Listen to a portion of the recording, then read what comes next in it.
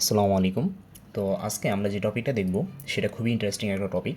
যে আমি যদি তোমাকে বলি যে অক্সিডেশন মানে কি। হুম অক্সিডেশন মানে কি?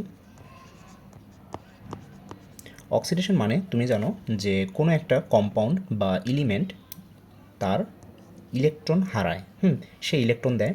এবং রিডাকশন মানে কি?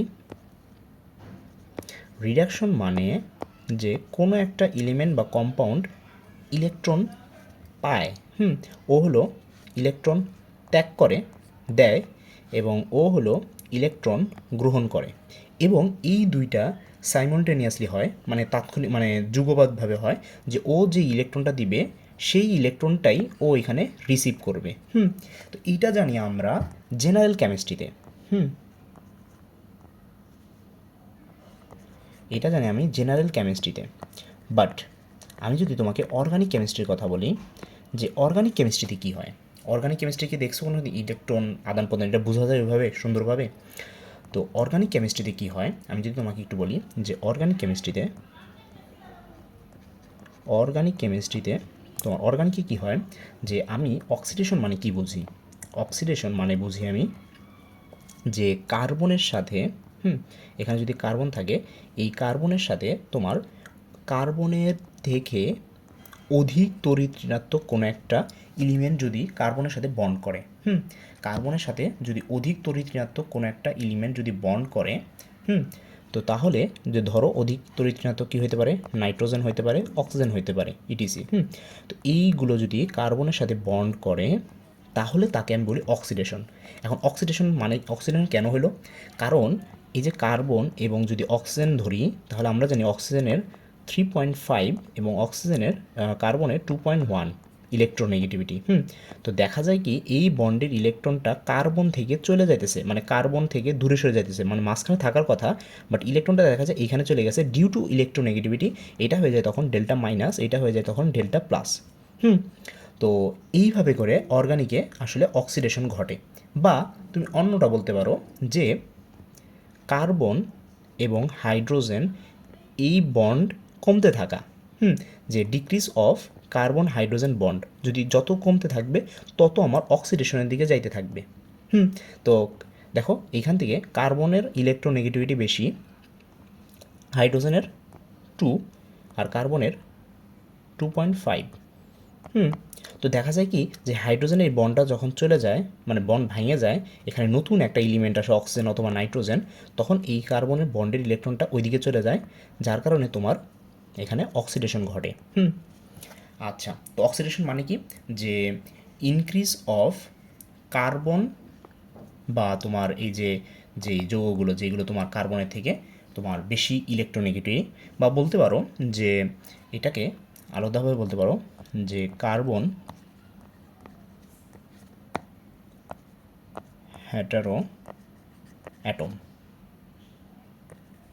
কার্বন হ্যাটারো অ্যাটম বন্ড যত বৃদ্ধি হবে, কার্বন হ্যাটারো অ্যাটমের বন্ড যত বৃদ্ধি হবে তত সে অক্সিডেশন হবে।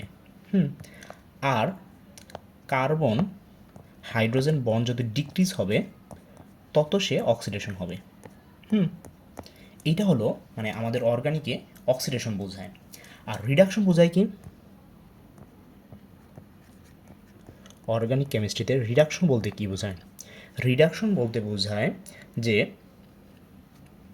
তোমার এই যে কার্বন আছে, কার্বনের সাথে তোমার হ্যাটারো অ্যাটম, যেমন তোমার অক্সিজেন অথবা নাইট্রোজেন, এদের যে বন্ডটা আছে এই বন্ডটা যদি কমতে থাকে, মানে আমি কি বললাম, যে কার্বন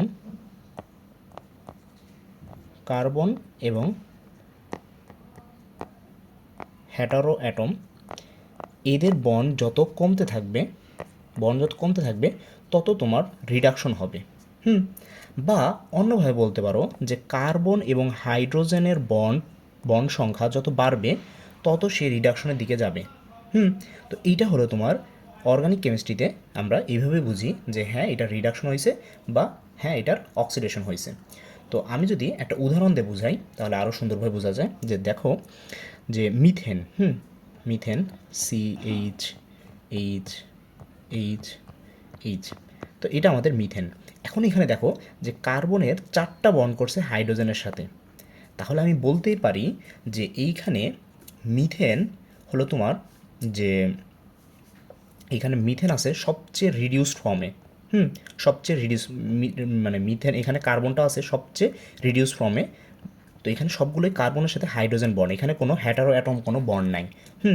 তো এখন যদি আমি এটা আছে অ্যালকেন, এটাকে যদি আমি অক্সিডেশন করি, এটাকে যদি আমি অক্সিডেশনের দিকে যাই, অক্সিডেশন মানে কি কার্বন এবং হ্যাটারো অ্যাটমের বন্ড বৃদ্ধি পাবে। তাহলে দেখো আমি এখানে লিখতে পারি যে